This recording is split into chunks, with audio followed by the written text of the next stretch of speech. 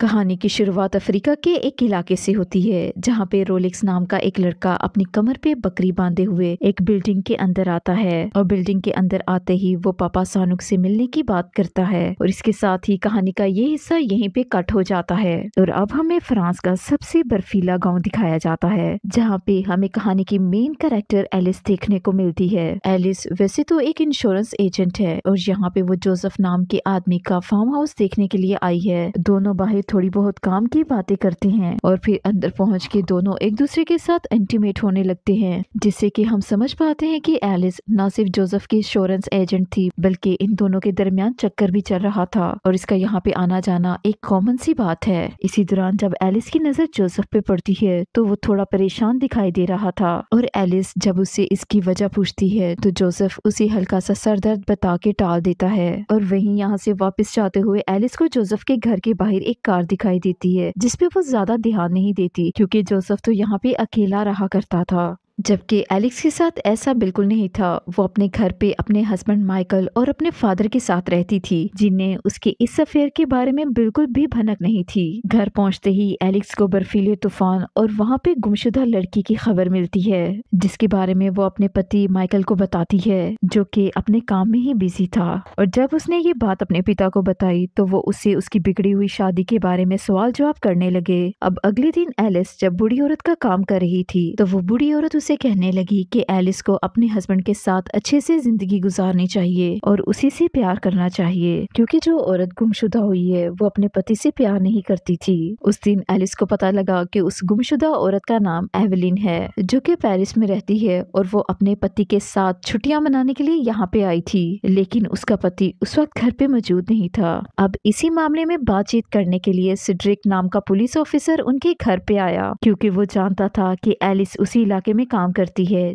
जहाँ पे एवेलिन गुमशुदा हुई है, लेकिन एलिस ने उसे ये नहीं बताया कि उसने एवेलिन की गाड़ी को वहाँ पे देखा था और चूंकि एलिस का हस्बैंड भी उस बारे में कुछ नहीं जानता था और इसीलिए इस पुलिस ऑफिसर को कोई मदद नहीं मिली। और इस पुलिस ऑफिसर के यहाँ से जाते ही माइकल ने एलिस को बताया कि वो उसके अफेयर के बारे में जानता है। अगले दिन एलिस जोसेफ से मिलने के लिए उसके घर गई और फार्म हाउस में आके उसे पता चला कि जोसेफ की डॉग को किसी ने मार डाला है और जोसेफ भी यहीं पे मौजूद था। उसने जोसेफ को संभालने की कोशिश की और जब एलिस ने जोसेफ को संभालने की कोशिश की तो गुस्से में जोसेफ ने उसे यहाँ से बाहर निकाल दिया और उसका ऐसा बर्ताव एलिस को अंदर से काफी दुख पहुंचाता है और बेचारी नम आंखों से वापस अपने घर आ जाती है। घर पे वो अपने हस्बैंड माइकल को किसी से बात करते हुए सुनती है। वो किसी को बता रहा होता है कि वो किसी भी हालत में पुलिस के पास नहीं जाएगा और इससे पहले कि एलेक्स उससे कुछ पूछ पाती वो बिना कुछ कहे घर से बाहर चला जाता है। और रात ही जब वो घर वापस आता है तो उसकी नाक से खून बह रहा था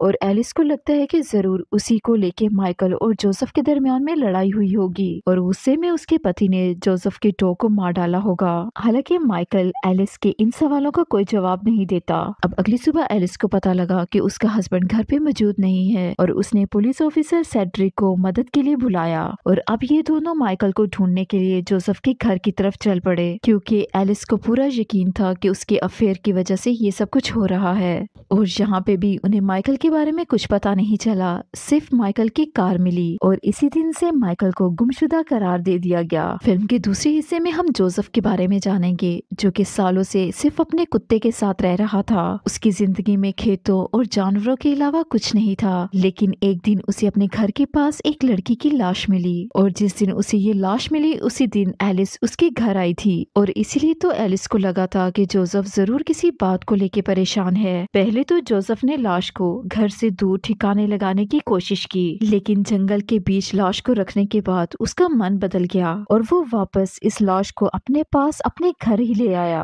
और ये लाश किसी और की नहीं बल्कि एवेलिन की थी जिसे गला घोंट के मार दिया गया था। और इतनी खूबसूरत लड़की को अपने सामने देख के जोसेफ का मन ही बदल जाता है। वो इसकी लाश को अपने फार्म हाउस में पड़े घासों के बीच में छुपा देता है और जब कुछ दिनों बाद पुलिस इन्वेस्टिगेशन के लिए लिए जोसेफ के पास आई तो जोसेफ ने ऐसी किसी भी लड़की को देखने से साफ इनकार कर दिया। लेकिन पुलिस ऑफिसर कैड्री को उसकी बातों पे जरा भी यकीन नहीं आ रहा था, क्योंकि जोसेफ का डॉग बार बार फार्म हाउस की तरफ इशारा करते हुए भौंक रहा था, जिससे कि कैड्री को दाल में कुछ काला नजर आता है। लेकिन वो कुछ कहे बगैर फिलहाल के लिए यहाँ से चला जाता है। अकेले जिंदगी गुजारने वाले जोसेफ को एवेलिन की लाश में एक दोस्त, एक हमसफर नजर आने लगा और अब वो दिन रात उसी के पास पड़ा रहता था, उसी ढेर सारी बातें किया करता था, खाने के लिए उसे बहुत सा खाना भी दिया करता था और यहाँ तक कि वो उसके साथ सोने भी लगा था। और उसका पागलपन इस हद तक बढ़ गया था कि एक दिन जब उसके डॉग ने एवेलिन की लाश को काटने की कोशिश की तो गुस्से में जोसेफ ने उसे ही मार डाला। वो धीरे धीरे एवेलिन की मोहब्बत में पागल हो गया था और उसे इमेजिन करके जिंदा समझने लगा था। और इसी दौरान जब एलिस उसे मिलने के लिए आती है तो जोसेफ गुस्से में उसे यहाँ से भगा देता है। और अब जोसेफ को इस बात का एहसास हो चुका था कि उसे जल्द से जल्द एवेलिन की लाश को यहाँ से कहीं दूर शिफ्ट करना होगा, वरना एलिस की तरह एक लॉस पुलिस ऑफिसर भी यहाँ पे पहुंच जाएगा और उन दोनों को हमेशा हमेशा के लिए अलग कर देगा। लेकिन इस पागलपन में आके वो कुछ ऐसा करने वाला था जिसके बारे में कोई नॉर्मल आदमी तो सोच भी नहीं सकता। और अगले दिन जोसेफ एलिस की लाश को कंधे पे बांध के एक सिंक होल तक जाता है और उसकी और एवेलिन की लाश को उसमें फेंक के खुद भी उसमें कूद जाता है। और ये कितनी इरोनिकल बात है कि जोसेफ जिंदा होके प्यार के लिए तरसता रहा और अकेले जिंदगी गुजारता रहा और एवेलिन मर के भी किसी के लिए इतनी खास थी कि कोई उसके लिए मरने को भी तैयार हो गया। खैर, यहाँ पे कहानी का तीसरा पन्ना खुलता है जहाँ पे हम कहानी के नए कैरेक्टर मैरियन से इंट्रोड्यूस हो पाते हैं। और मैरियन समंदर के किनारे मौजूद एक रेस्टोरेंट में वेट्रेस का काम करती थी और यहीं भी उसकी मुलाकात डिनर करने आई एवेलिन से होती है और दोनों के बीच में हल्की फुल्की फ्लर्टिंग होती है और बात इतनी ज्यादा बढ़ जाती है कि दोनों का अफेयर शुरू हो जाता है। और अब एवेलिन और मैरियन के दरमियान में बातचीत और प्यार मोहब्बत का सिलसिला भी शुरू हो जाता है और दोनों पूरा पूरा दिन एक दूसरे की बाहों में पड़े रहते थे। और इस बीच एवेलिन उसे बताती है कि वो शादीशुदा है, लेकिन उसके हस्बैंड को इस रिश्ते से कुछ ज्यादा फर्क नहीं पड़ता। और इसके बाद इन दोनों का अफेयर कई दिनों तक चलता रहा। अब एक दिन अचानक एवेलिन मैरियन के लिए एक लेटर छोड़ के यहाँ से चली जाती है। अब सुबह जब मैरियन की आंखें खुले तो उसे एवेलिन कहीं भी नजर नहीं आई, बस सामने उसका हाथ पड़ा था जिसपे ये साफ साफ लिखा था कि मैं तुमसे बहुत प्यार करती हूँ, लेकिन अभी मुझे अपने हस्बैंड के साथ वेकेशंस पे जाना है, लेकिन मैं वादा करती हूँ कि जल्द ही वापस आऊंगी। अब ये बात सुन के मैरियन परेशान हो जाती है, लेकिन वो अपने प्यार का आखिरी दम तक इंतजार करने का फैसला करती है। और इस तरह से कई दिन भी जाते हैं, फिर कई महीने, लेकिन एवेलिन वापस नहीं आती। जिसके बाद प्यार में पड़ी हुई मैवेलिन खुद उसके गाँव जाके उसे ढूंढने का फैसला करती है। और यहाँ पे वो पहले पब्लिक ट्रांसपोर्ट और फिर प्राइवेट ट्रांसपोर्ट के जरिए से पहुँचती है और बीच रास्ते वो लिफ्ट मांगते हुए माइकल की गाड़ी के सामने आई। और जैसे ही माइकल मैरियन की शक्ल देखता है वो अपनी गाड़ी फौरन यहाँ से भगा देता है। हालांकि मारियन कई किलोमीटर का पैदल सफर करके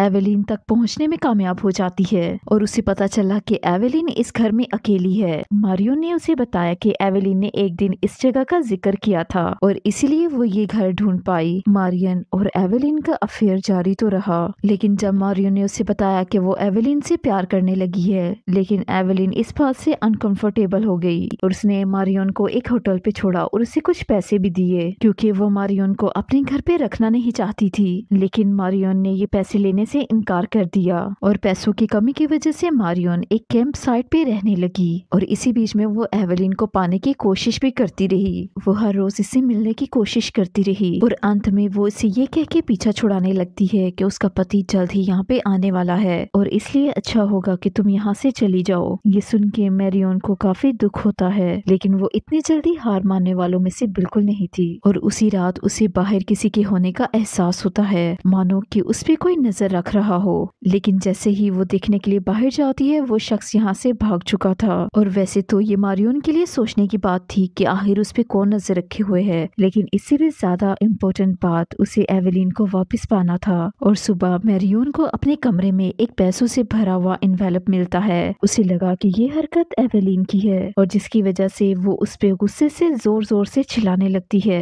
क्योंकि मैरियन के लिए ये पैसे कुछ भी इम्पोर्टेंट नहीं रखते थे और अगर कुछ जरूरी था तो वो थी सिर्फ एवेलिन। वो किसी भी हाल में उसे अपना बनाना चाहती थी, लेकिन बदकिस्मती से एवेलिन रात को उसके पास आके ये रिश्ता हमेशा हमेशा के लिए खत्म कर देती है और उनके दरमियान बहस इतनी ज्यादा बढ़ जाती है कि एवेलिन उस पे हाथ उठा देती है और गुस्से में यहाँ से जाने लगती है, इस बात से अनजान कि कोई शख्स उस पे नजर रखे हुए है। बस वो रात थी और आज की रात एवेलिन उसके बाद कहीं नजर नहीं आई। अब अगले दिन पुलिस ऑफिसर मैरियन के पास आता है और इसे एवेलिन की गुमशुदगी के बारे में इन्वेस्टिगेट करने लगता है क्योंकि गुमशुदा एवेलिन को आखिरी बार मैरियन के साथ ही देखा गया था। पहले से परेशान मैरियन को जब एवेलिन के बारे में पता लगता है तो वो टूट के बिखर जाती है और वो पुलिस ऑफिसर कैटरी को इनके बीच होने वाले अफेयर के बारे में सब कुछ बता देती है, लेकिन हकीकत में एवेलिन कहाँ है इसके बारे में तो मैरियन को भी नहीं पता था। और अब पुलिस ऑफिसर के यहाँ से जाने के बाद न जाने कहाँ यहाँ पे माइकल आ जाता है और मैरियन को देख के पागलों की तरह मैरिटाइन कह के पुकारता है और किसी सिर फिरे आशिक की तरह उसके पास आने लगता है और जिससे डर के मैरियन ने उस पे ऐसा हमला किया कि उसकी नाक ही टूट गई और उसे यहाँ से भागने पे मजबूर कर दिया।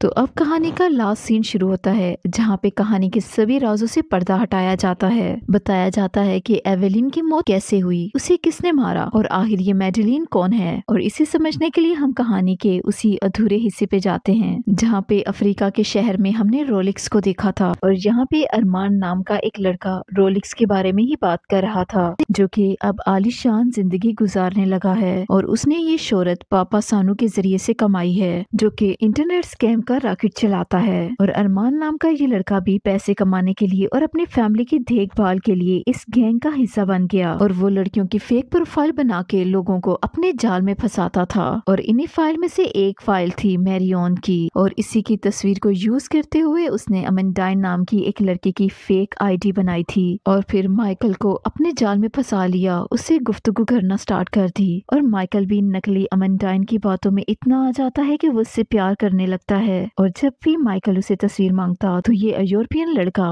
मैरियन की तस्वीर चुरा के उसको भेज देता है और जिसे देख के माइकल पहली नजर में ही उससे प्यार कर बैठता है और इस जाल में फंसता चला जाता है। अरमान ने अमेंडाइन बन के माइकल से बहुत से पैसे ठगे और माइकल भी उसकी बातों पे यकीन करके जब जब उसने पैसे मांगे माइकल उसे पैसे भेजता रहा जिससे कि अरमान भी अमीर हो गया और वो भी अब रोलेक्स और बाकी के साथियों के साथ ऐश करने लगा। और जब उसके पास बहुत सारे पैसे हो गए तो वो अपनी एक्स गर्लफ्रेंड के पास गया जो कि अब एक अमीर आदमी के पास रहने लगी थी और चूंकि ये आदमी इस शहर से बहुत दूर रहता था तो इस वजह से उन दोनों का रिश्ता फिर से परवान चढ़ने लगा। और अब अरमान के लिए माइकल एक ऐसी मुर्गी थी जो हर रोज सोने का अंडा देती थी और उससे दिए गए पैसों के साथ वो अपनी गर्लफ्रेंड को महंगे महंगे तोहफे देने लगा। अब एक दिन जब माइकल की आंखों के सामने मैरियन आई तो माइकल को लगा कि ये अमेंटीन है और इसी वजह से डर के मारे उसने अपनी गाड़ी भगा दी और वो मैरियन को अपनी गाड़ी में आने नहीं देता और उसने अमेंटीन को बताया कि उसने इसे शहर में देखा है और लालची अरमान बोल बैठा कि हाँ वो वही थी और वो उसके शहर में आई है। और उधर जब पापा सैनियो को पता लगता है कि अरमान ने उसे बताए बगैर माइकल से इतने ज्यादा पैसे ठगे हैं तो वो इसमें से अपना हिस्सा मांगने लगता है जो कि $5,000 था। इतने पैसे और अब इतने पैसे अरमान कहाँ से लाता और यही बात सोच के वो परेशान होने लगा और थक हार के वो फिर से अमेंडाइन बन के माइकल से बात करने लगा और उसे रो के गुजारिश करने लगा कि उसे $5,000 की जरूरत है वरना वो उसे कभी नहीं मिल पाएगा क्योंकि उसने ये पैसे कुछ गुंडों से लिए थे जो कि अब उसकी जान के दुश्मन बन चुके हैं। और बेचारा माइकल बिना कुछ सोचे समझे पैसे लेके वो सीधा मैरियन के पास जाता है क्योंकि उसे लगा कि यही अमेंडाइन है। और जबकि मैरियन को लग रहा था कि ये पैसे एवेलिन ने उसके पास छोड़े हैं और जब मिकाइल ने एवेलिन एंड मैरियन को एक साथ देखा तो उसे लगा कि एवेलिन उसी गैंग का हिस्सा है जो गैंग अमेंडीन के पीछे पड़ा है और उसी रात उसने एवेलिन का पीछा करके उसे जान से मार डाला और फिर अपनी बीवी के अफेयर का बदला लेने के लिए उसने एवेलिन की लाश को जोसेफ के फार्म में छोड़ दिया ताकि इस केस में वो फंस जाए। और घर पहुंच के ये बात जब उसने सोशल मीडिया में अरमान को बताई तो वो वो बहुत हैरान हुआ। उसे यकीन ही नहीं आ रहा था कि उसके चक्कर में एक आदमी ने औरत का कत्ल कर दिया। और इसके कुछ ही घंटों बाद पुलिस का वहाँ पे छापा पड़ जाता है और अरमांड पकड़ा जाता है। और अब पुलिस ऑफिसर माइकल को कॉल करके उसे इस गैंग के बारे में बताता है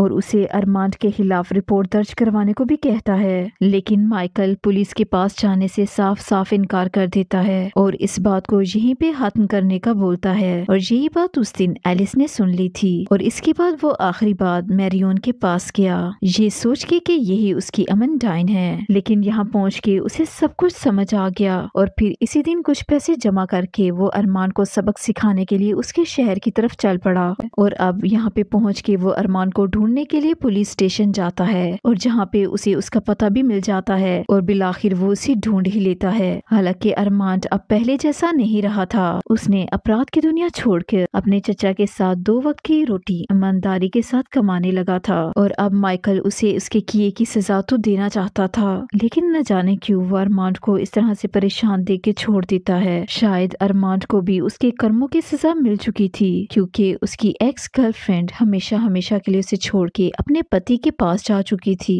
लेकिन दोस्तों, इस कहानी का आखिरी ट्विस्ट तो अभी बाकी है। दरअसल अरमान की एक्स गर्लफ्रेंड का जो पति है, अरमान की एक्स गर्लफ्रेंड का पति कोई और नहीं बल्कि एवेलिन का ही पति है, जिसका इंतजार एवेलिन पहाड़ों के उस घर में कर रही थी। और आज इस लड़की को भी वो यहीं पे लेके आया था जहाँ पे एवेलिन गलतफहमी की वजह से मारी गई थी। और इसी के साथ ही आज की कहानी यहीं पे खत्म होती है। तो दोस्तों, आज के लिए बस इतना ही। अगर आपको कहानी अच्छी लगी हो तो प्लीज इसे लाइक जरूर कीजिएगा।